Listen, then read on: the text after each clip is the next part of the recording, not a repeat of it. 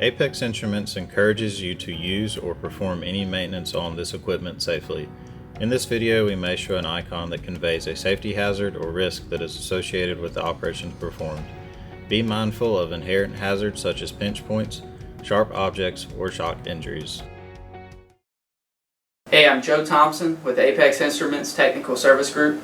I'm going to show you how to change the units and consoles with the E170 electronics package. To change the units on your XC623 console, we'll begin by pressing the previous screen or the menu button and holding for 3 seconds. Once the menu opens, we can scroll by using the down button until we get to unit types. We can then press the select button to enter this submenu, and we can change the unit types, which is currently set on metrics Pascal, by pressing the up or the down arrows. The unit types we can change to are metrics, Pascals, imperial units, and metrics.